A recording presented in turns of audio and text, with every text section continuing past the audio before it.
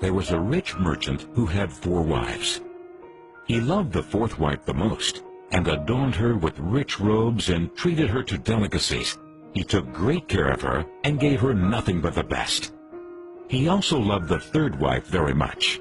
He's very proud of her and always wanted to show off her to his friends. However, the merchant is always in great fear that she might run away with some other men. He too loved his 2nd wife. She is a very considerate person, always patient, and in fact is the merchant's confidant. Whenever the merchant faced some problems, he always turned to his 2nd wife, and she would always help him out and tide him through difficult times. Now the merchant's 1st wife is a very loyal partner, and has made great contributions in maintaining his wealth and business, as well as taking care of the household. However, the merchant did not love the 1st wife, and although she loved him deeply, he hardly took notice of her. One day, the merchant fell ill. Before long, he knew that he was going to die soon. He thought of his luxurious life and told himself, "Now I have 4 wives with me, but when I die, I'll be alone. How lonely I'll be." Thus, he asked the 4th wife, "I love you most, endowed you with the finest clothing, and showered great care over you.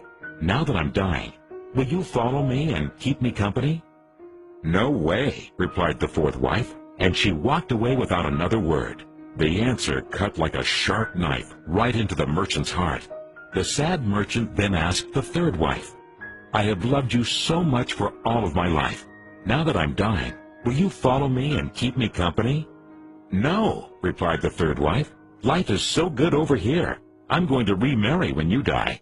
The merchant's heart sank and turned cold.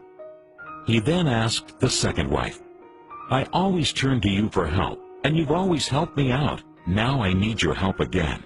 When I die, will you follow me and keep me company?" "I'm sorry, I can't help you out this time," replied the 2nd wife. "At the very most, I can only send you to your grave." The answer came like a bolt of thunder, and the merchant was devastated. Then a voice called out, "I'll leave with you. I'll follow you no matter where you go." The merchant looked up, and there was his 1st wife. She was so skinny, almost like she suffered from malnutrition. Greatly grieved, the merchant said, "I should have taken much better care of you while I could have." Actually, we all have 4 wives in our lives. The 4th wife is our body. No matter how much time and effort we lavish in making it look good, it'll leave us when we die. Our 3rd wife? Our possessions, status, and wealth. When we die, they all go to others. The 2nd wife is our family and friends. No matter how close they had been there for us when we're alive, the furthest they can stay by us is up to the grave.